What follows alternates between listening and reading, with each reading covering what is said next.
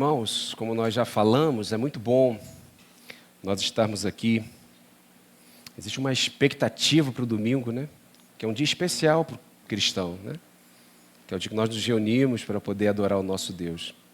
Isso é muito, mas muito especial. Hoje nós vamos começar uma nova série. Ela vai ser baseada na segunda parte do livro de Isaías. O livro de Isaías ele é dividido, pelo menos alguns teólogos assim acreditam, dividido em 3 partes, né? E nós vamos estar... Essa nova série está sendo baseada nessa segunda parte do livro de Isaías, que começa a partir do capítulo 40. Que período é esse? É o período que o povo estaria ali no exílio da Babilônia. Ele vai ser baseado do capítulo 40, obrigado, meu amigo, até o capítulo 43. Nós vamos ler alguns trechos desses 4 capítulos durante esse período que vai até antes ali do retiro de carnaval. E falar nisso, você já fez sua inscrição? Não fez? Corre para fazer, hein? Recomece quando Deus faz tudo novo. Isso é um pouco proposital, né? Porque normalmente no início do ano nós sempre fazemos aquelas grandes resoluções da nossa vida. Eu vi uma frase essa semana, não literalmente assim, mas mais ou menos assim, que não existe período para que nós façamos isso. Não é porque virou o ano, né? Isso acabou virando uma máxima para a gente, né? Esse ano eu vou malhar, esse ano eu vou ler a Bíblia toda, enfim. Falar nisso, quem aceitou o desafio de ler a Bíblia toda em 2026? Eu já estou lá firme e forte lá com minha família lá, né? Todo dia antes de dormir a gente se reúne e esse ano nós vamos ler a Bíblia toda. Mas não necessariamente quando vira o ano nós precisamos fazer isso, nós podemos fazer isso a qualquer momento da nossa vida. Sempre quando necessário, é ou não é verdade?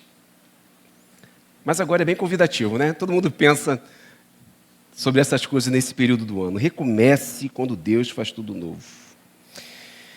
Às vezes na vida, queridos, nós não agimos corretamente em algum determinado momento, nós não tomamos as decisões certas, nós não caminhamos pelos caminhos corretos.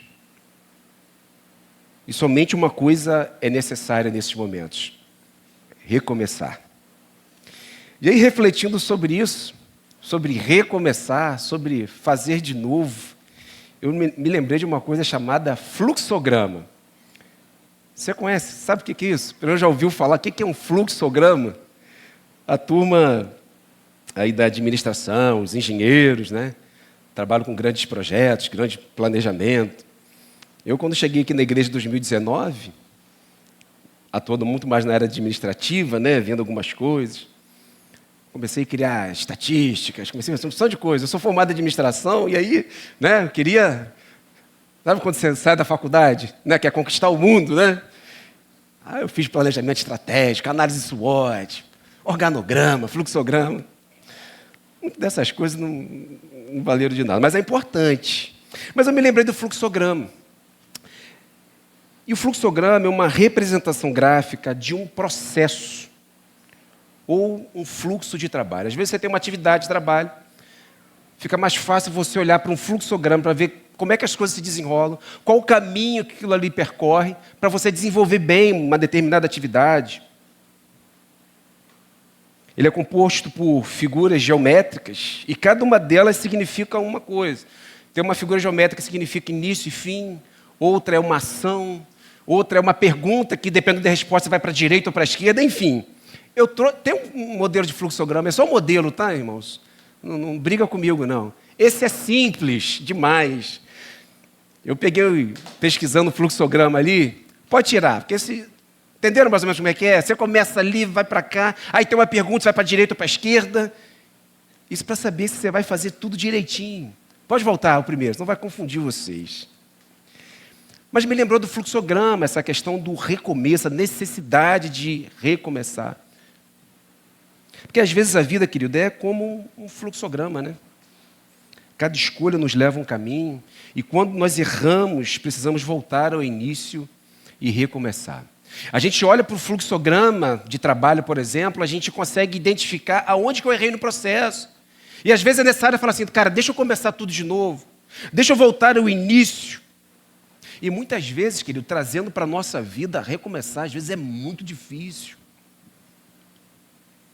Quantas pessoas que você conhece, que já esteve aqui com você, ou algum outro momento da vida com você, junto com você na igreja, e hoje está totalmente distante, afastado. E às vezes você vai conversar com ele, e a pessoa vira para você e fala assim, nossa, mas é tão difícil eu voltar, é tão difícil eu ajustar tudo. Mas nós precisamos lembrar de algumas coisas que são fundamentais na palavra de Deus, porque mesmo que seja difícil recomeçar, e de fato às vezes é possível. Hoje eu quero falar sobre isso com vocês, como Deus, em sua graça, nos permite recomeçar. Mesmo quando o fluxo da vida, o processo da vida, parece estar travado. Mesmo quando tudo parece perdido. Eu quero convidar você a abrir a sua Bíblia, então, no livro de Isaías, capítulo 40. Nós vamos ler os 11 primeiros versículos da palavra de Deus, pensando exatamente sobre isso, que é possível recomeçar, mesmo quando tudo parece estar perdido. É possível recomeçar quando tudo diz o contrário, quando as suas forças já se foram. É possível recomeçar. Nós vamos ler hoje na versão Nova Almeida Atualizada, NAA. Você, por gentileza, acompanhe na sua Bíblia, na sua versão, ou na sua Bíblia física, na sua Bíblia, no aplicativo, na versão que você tiver.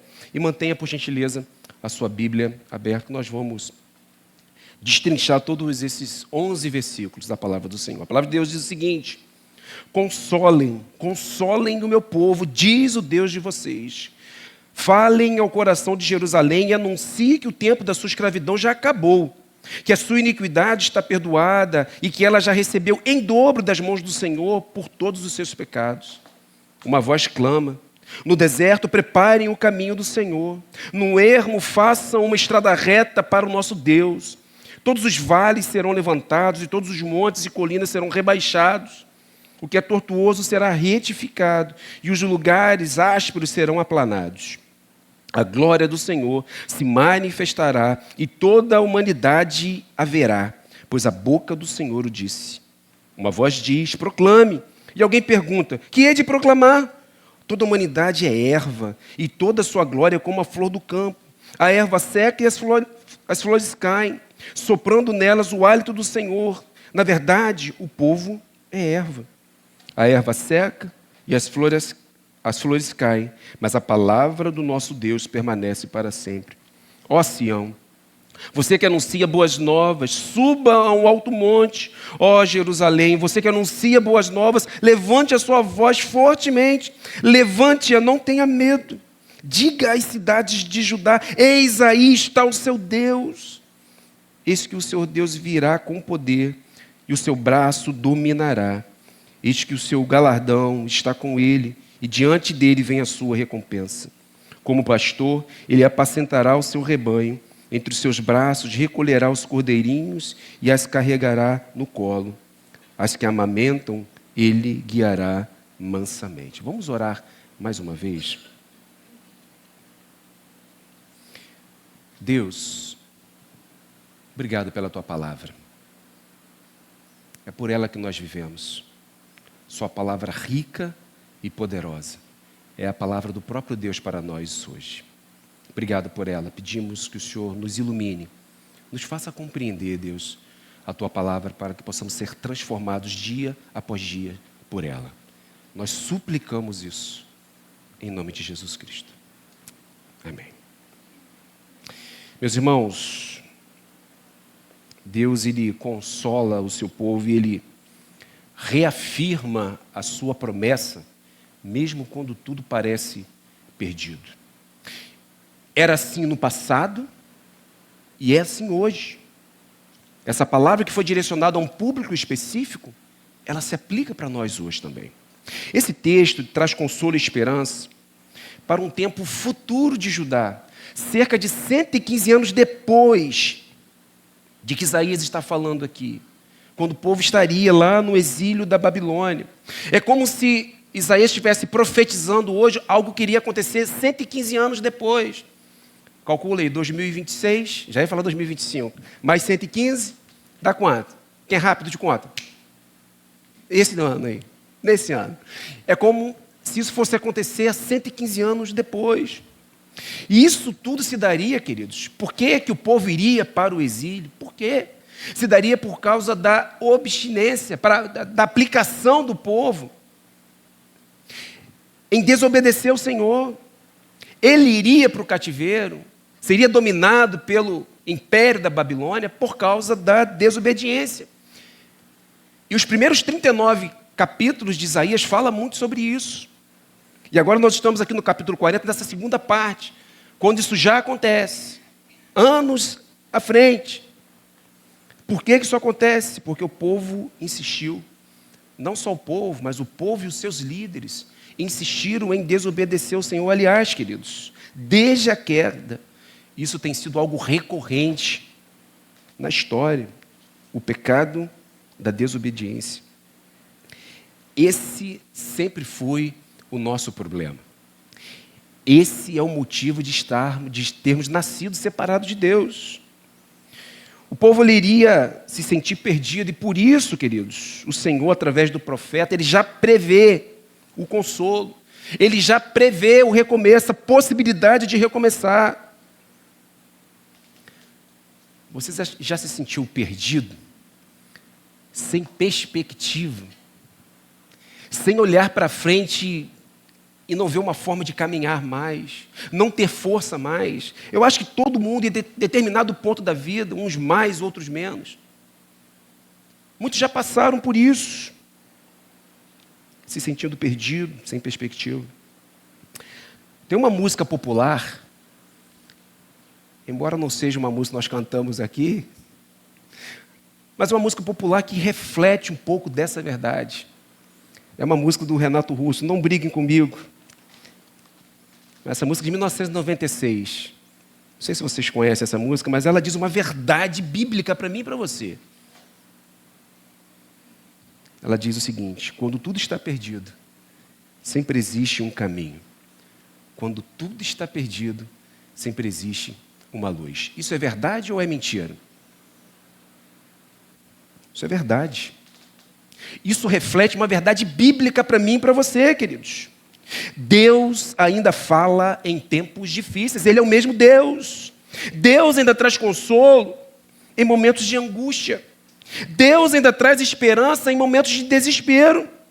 Deus ainda nos dá oportunidades para recomeçar. Seja você quem for, ou seja o seu amigo, o seu esposo, o seu filho, quem for, Deus sempre dá oportunidades para poder recomeçar. E eu quero olhar para o texto com vocês, identificarmos juntos o caminho para podermos recomeçar. E crermos nessa verdade, que não sou eu que estou dizendo, mas é a palavra. O povo iria para o exílio, mas Deus já diz: olha, é possível recomeçar, vocês vão recomeçar. É isso que esse texto que nós lemos está dizendo. E o caminho para recomeçar começa, em primeiro lugar, queridos, no perdão. Versículo 1 e versículo 2. E eu quero te fazer uma pergunta. Esse é o nosso primeiro ponto. O perdão. E eu quero começar esse ponto com uma pergunta. Quem tem poder para perdoar os pecados? Quando a gente olha para a Bíblia, para a palavra de Deus, principalmente ali nos evangelhos, tem um texto de Marcos 2 que é muito interessante. Esse texto vai contar que Jesus estava numa casa e uma grande multidão estava ali. Era impossível entrar nessa casa. Se alguém quisesse falar com Jesus, esquece. E tinha um paralítico querendo se encontrar com Jesus. Porque a essa altura Jesus, as pessoas já sabiam, tanto que a multidão já o seguia, né? E o que eles pensam? Não dá para eu chegar até Jesus. O que eles pensam, as pessoas ali com esse paralítico? Vamos subir e vamos descer o paralítico pelo telhado. Eles fazem isso. E eles descem aquele paralítico pelo telhado. Imaginem a cena, queridos. E Jesus, vendo a fé daquelas pessoas, ele disse o seguinte: olha, os seus pecados estão perdoados. Percebe, ele não curou ainda. ele disse: os seus pecados estão perdoados. E havia alguns escribas ali, junto daquela multidão. E eles começaram a pensar: quem essa pessoa pensa que é para poder perdoar pecados? Pois só Deus pode perdoar os pecados. Jesus era Deus, o próprio Deus encarnado ali. Jesus, percebendo o pensamento deles, disse o seguinte a partir do versículo 9 de Marcos 2. Ele diz o seguinte: que é mais fácil dizer ao paralítico: os seus pecados estão perdoados, ou levante-se, pegue a sua maca e ande? Mas, para que vocês saibam que o Filho do Homem tem na terra autoridade para perdoar pecados, disse ao paralítico: eu digo a você, levante-se, pegue a sua maca e vá para a sua casa. Só Deus tem o poder de perdoar os pecados. Encontramos perdão para poder recomeçar somente nele. E esse texto de Isaías aponta para Cristo, o único com poder para poder perdoar os pecados. Queridos, mesmo no Antigo Testamento nós dizemos muito isso. As pessoas criam em Jesus também, mas no Jesus que viria. Por isso há perdão para todos os que pertencem ao Senhor, para todos que fazem parte do seu povo, mesmo antes da chegada de Cristo, mesmo antes da chegada do Messias. Há perdão para o povo de Deus. E o texto está se dirigindo exatamente ao povo de Deus. Se você observar no versículo 1, vai dizer o quê? Consolem quem? O meu povo. Consolem o meu povo. Versículo 1. O pecado cometido pelo povo, queridos, ele não era maior do que o perdão de Deus. O que Cristo fez na cruz, ou o que Cristo faria na cruz, pensando no Antigo Testamento, era suficiente para poder perdoar os pecados. O povo que estava no cativeiro recebe a promessa do próprio Deus que a escravidão iria acabar. Eles iriam voltar para casa e que os seus pecados seriam perdoados. Olha o versículo 2. Falem ao coração de Jerusalém e anunciem que o tempo da escravidão já acabou, que a sua iniquidade está perdoada. Vocês vão voltar para casa, vocês vão deixar de ser exilados. Queridos, não existe verdadeiro recomeço sem o perdão de Deus. Falo de novo. Não existe recomeço sem o perdão de Deus. Eu quero te convidar, não vai ser projetado, a abrir sua Bíblia em 2 Crônicas 6. Esse é um texto do rei Salomão, logo após ele concluir a obra do templo. Lembre-se que antes as pessoas adoravam a Deus através da tenda. Davi deseja construir um templo, Deus não permite, pede para o seu filho construir esse templo, que era onde a presença de Deus iria se manifestar.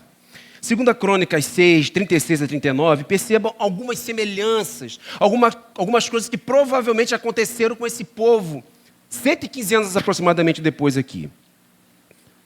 De 2 Crônicas 6, 36 a 39 diz o seguinte: quando pecarem contra ti, pois não há homem que não peque, e tu te indignares contra eles e os entregares às mãos do inimigo, a fim de que os leve o quê? Cativos a uma terra, longe ou perto daqui. E se na terra onde forem levados cativos, caírem em si, se converterem, e na terra do seu cativeiro te suplicarem, dizendo: pecamos, procedemos mal e cometemos iniquidade. E se eles se converterem a ti, de todo o seu coração e de toda a sua alma, na terra do seu cativeiro, para onde foram levados cativos, e orarem, voltados para a sua terra, que deste aos seus pais, para esta cidade que escolhestes e para o templo que edifiquei ao teu nome, ouve tu desde os céus, do lugar da tua habitação, a sua prece e a sua súplica, e faze-lhe justiça, perdoa o teu povo que houver pecado contra ti. Isso é uma oração que Salomão faz. Agora vamos para o capítulo 7, a partir do versículo 12. Olha o que Deus diz em resposta à oração de Salomão. Versículo 12. De noite o Senhor apareceu a Salomão e lhe disse: ouvi a sua oração e escolhi para mim este lugar, para a casa do sacrifício, se referindo ao templo que ele havia construído. Se eu fechar o céu de modo que não haja chuva, ou se ordenar aos gafanhotos que consumam a terra, ou se enviar a peste entre o meu povo, versículo 14, talvez você conheça esse texto. Se o meu povo, que se chama pelo meu nome, se humilhar, orar, me buscar e se converter dos seus maus caminhos, eu ouvirei dos céus, perdoarei os seus pecados e sararei a sua terra. Queridos, o povo que se arrepende encontra perdão em Deus.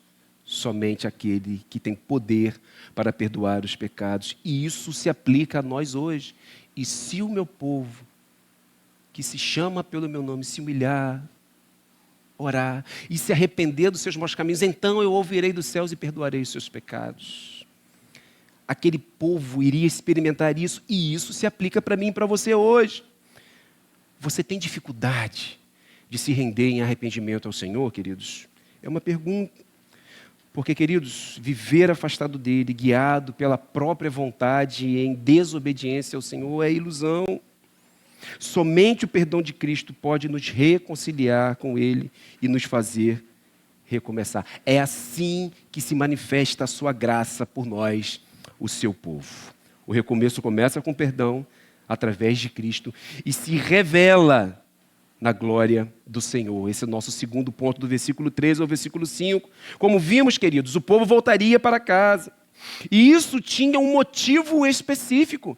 Tem a ver até com o texto que nós lemos aqui em 2 Crônicas. A presença do Senhor no templo em Jerusalém. Era lá, queridos, que a glória de Deus era vista. Era lá que os sacerdotes faziam expiação do pecado do povo.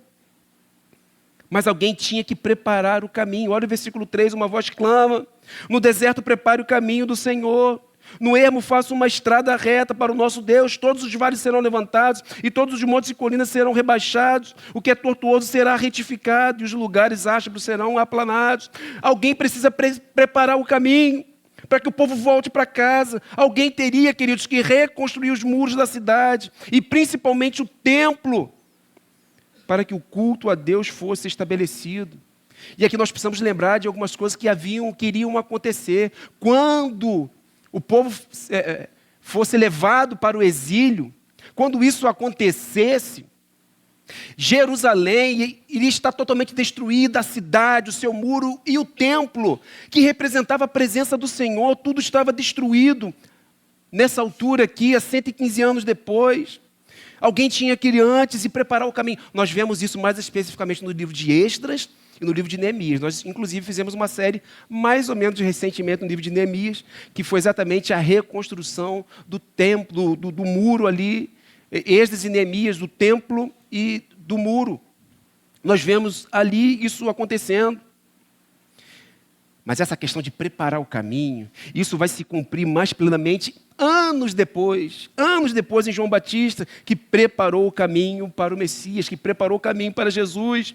Quando o verso 3 diz, olha, uma voz clama, no deserto preparem o caminho do Senhor, está apontando exatamente para esse momento. Quando João Batista pregava o arrependimento ali no deserto, antes de Cristo se revelar. Queridos, no Antigo Testamento, o templo, como nós vimos, simbolizava a presença de Deus e o perdão dos pecados por meio dos sacrifícios. No Novo Testamento, queridos, Jesus é o próprio templo. É o próprio Deus que tira o pecado do mundo. Perceba, Isaías está escrevendo para 115 anos para frente, mais ou menos, não é preciso. E isso que iria acontecer há 100 e poucos anos depois, estava apontando para uma realidade muito maior que iria se cumprir em Cristo. Queridos, isso é fantástico. Isso é maravilhoso. A glória do Senhor, versículo 5, a glória do Senhor se manifestará e toda a humanidade a verá. Todos vão ver a glória de Deus, pois a boca do Senhor o disse. O cumprimento, queridos, pleno dessa promessa do Antigo Testamento se cumpre em Cristo. Ele é a glória de Deus revelada a toda a humanidade. Não é o que eu acho, não, é o que a Bíblia diz, queridos. João 1,14 diz, o verbo se fez carne e habitou entre nós, cheio de graça e de verdade. E vimos o quê, queridos? E vimos a sua glória. Ver Cristo, queridos, é ver a glória de Deus, como a glória do unigênito do Pai. Receba o perdão de Deus e contemple a glória do Senhor. Quer ver a glória do Senhor, queridos? O encontre em oração. O busque em sua palavra e o adore na congregação dos justos. Você vai ver a glória de Deus. Sabe por quê? Que Ele está entre nós aqui agora, por exemplo, nós podemos ver a sua glória. Ele deixou dentro de mim e dentro de você o seu Espírito. É o próprio Deus. Por isso que quando eu busco em oração, por isso que quando eu procuro através da palavra, eu encontro a glória do Senhor. Por isso que quando nós estamos aqui celebrando e adorando a Deus, Ele está no meio de nós. Não sou eu quem digo, é a palavra de Deus que nos garante, queridos. O recomeço passa por contemplarmos a glória do Senhor. E essa glória, ela se reflete na minha e na sua vida. O recomeço começa com perdão, se revela na glória de Deus e é sustentado pela sua palavra. Do versículo 6 ao versículo 8. O versículo 2 diz o seguinte: o tempo da sua escravidão já acabou. No caminho de volta, o povo confiava na promessa de Deus, cujo poder está na sua palavra. Deus disse. Ele sustenta todas as coisas pela sua palavra. Olha o que diz Hebreus 1:3, a primeira parte, vai dizer exatamente isso, que Ele sustenta todas as coisas pela sua palavra. O Filho é o resplendor da glória de Deus. E a expressão exata do seu ser, sustentando o quê? Todas as coisas por sua palavra. Queridos, a palavra é o próprio Cristo. Isso é maravilhoso, meus irmãos. Essa é a nossa garantia. No princípio, aquele que é a palavra já existia. João 1:1. No princípio, aquele que é o quê, queridos? A palavra.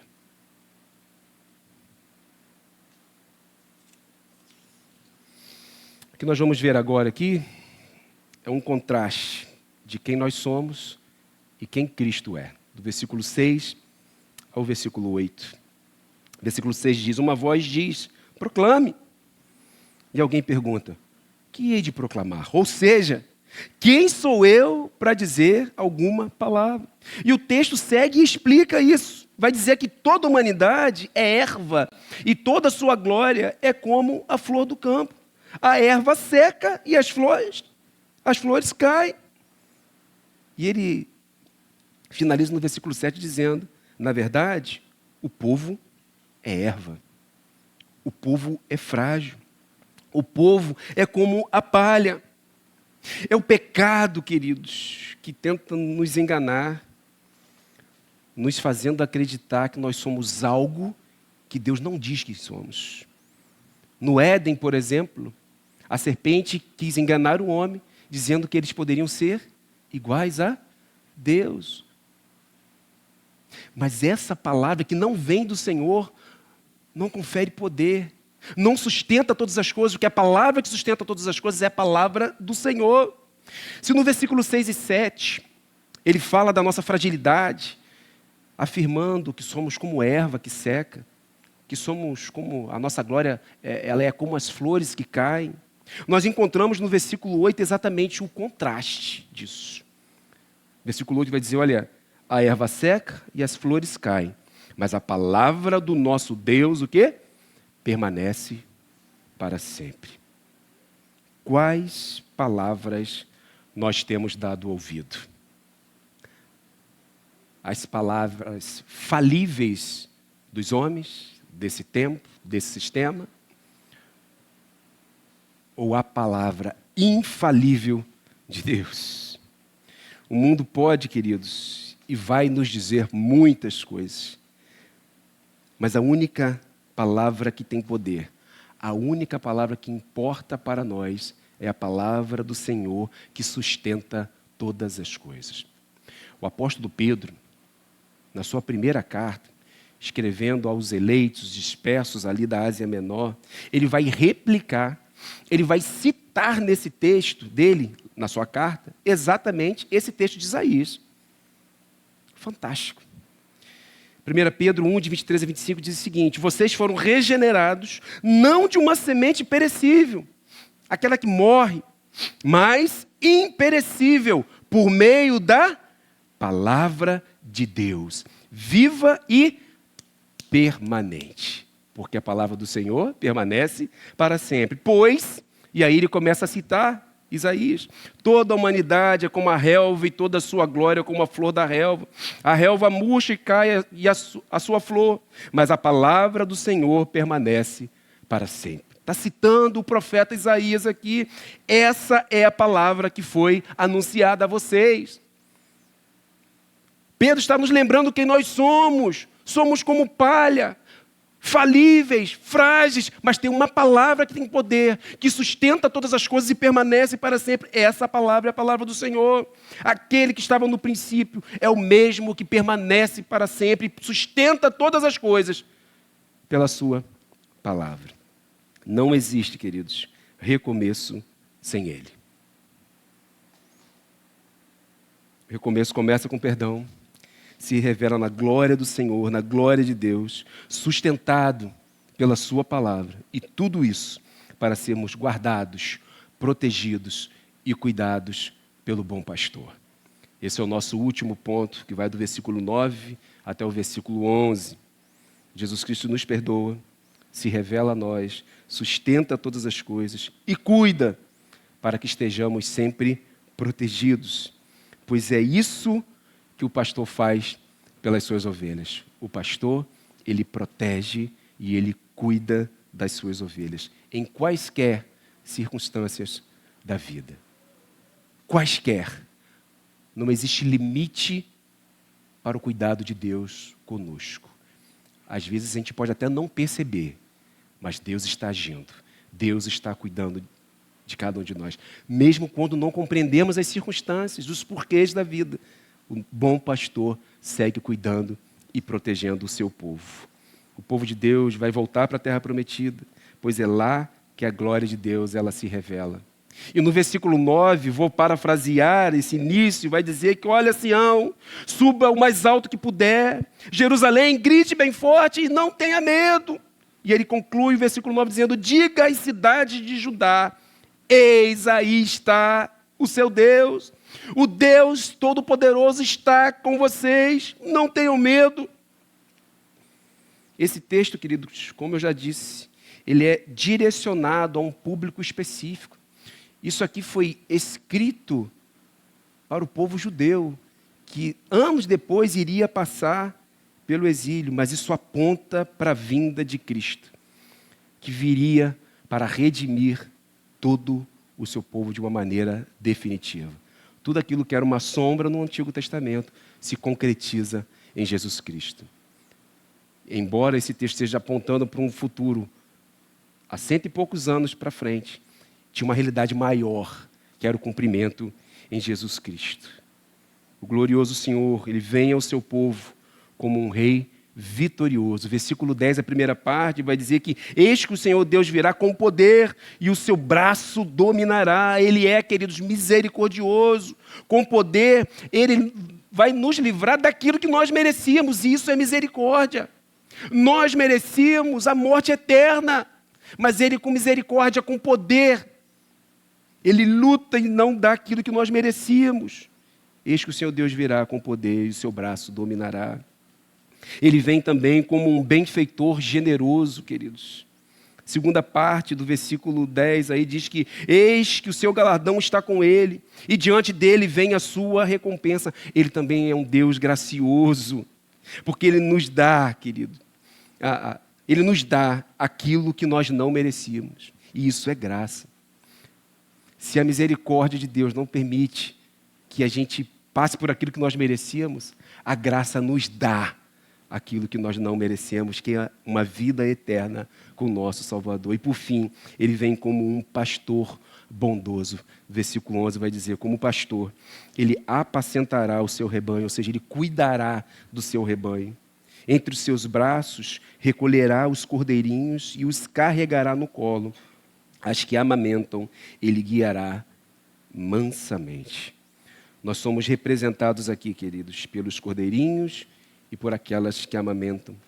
Somos pessoas frágeis, limitadas, carentes, que precisam do cuidado. Ele é o bom pastor que se entrega pelo seu povo. João 10:11 vai dizer que eu sou o bom pastor. O próprio Jesus dizendo isso. O bom pastor dá a vida pelas ovelhas. O que Jesus fez na cruz do Calvário, queridos? O que Jesus fez na cruz do Calvário? Ele deu a sua vida por nós. Por causa disso, por causa do que Jesus fez, é possível recomeçar.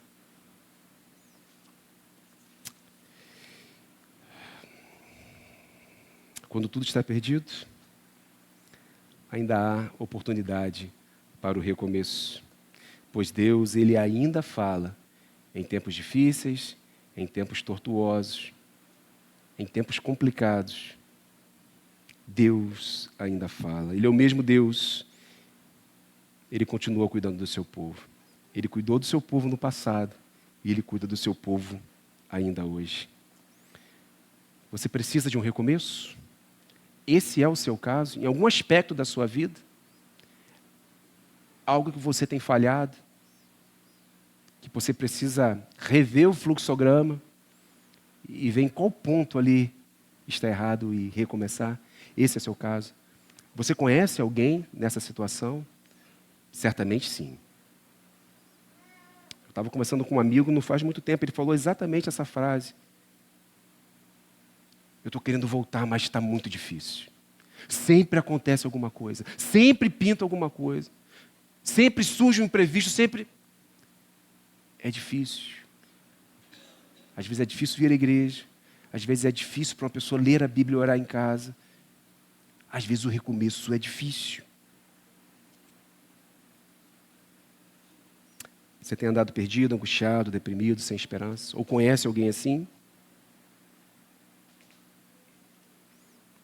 Então, queridos, pare de olhar para você mesmo. Pare de olhar para o outro. Pare de olhar para esse sistema com as coisas que são ditas, para esse mundo com as coisas que são ditas. E olhe somente para Deus. Olhe somente para Cristo.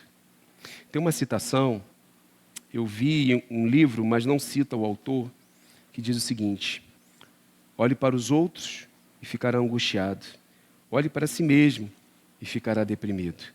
Olhe para Deus e será abençoado. Querido, veja o que precisa ser ajustado na sua vida e recomece. Recomeçar é possível porque Deus, em sua graça, Ele não desiste do seu povo. Ele perdoa, Ele se revela, Ele sustenta todas as coisas e Ele cuida de mim e de você. Amém? Quero chamar a banda à frente.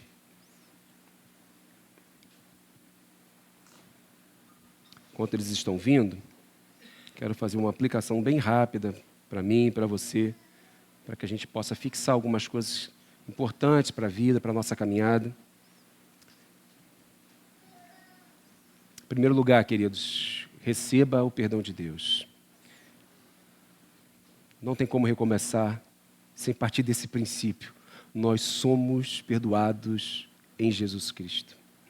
Busque diariamente o perdão de Deus em oração e viva reconciliado com Ele e com os outros. Não deixe para amanhã, queridos, o perdão que você pode pedir agora. Em segundo lugar, reflita a glória de Deus. Deixe Deus restaurar áreas da sua vida que ainda não revelam a sua glória. Existem áreas da sua vida que não revelam a glória de Deus, suas atitudes, seus relacionamentos, suas prioridades, suas vontades, seus desejos. Há algo que não é baseado na vontade de Deus para a sua vida. reflita a glória de Deus em todas elas. Em terceiro lugar, se firme na palavra. Faça da leitura e da meditação na Bíblia um hábito diário. Diário. Não é quando der, não é quando for possível. Porque se formos pensar assim, queridos, nós nunca vamos encontrar tempo. Ler a palavra de Deus precisa ser uma prioridade para mim e para você. Não apenas para poder reconhecer o Senhor, mas para obedecer e alinhar a sua vontade à vontade de Deus. Porque a vontade de Deus se revela na sua palavra para nós. E em quarto lugar, descanse no bom pastor. Entregue suas ansiedades e caminhos ao Senhor, queridos, confiando que Ele sabe o que faz. Deixe de carregar sozinho o peso do recomeço e descanse em Jesus. Recomece todas as vezes que você errar o fluxo da vida. Amém? Que Deus nos abençoe e que Ele aplique a sua palavra aos nossos corações.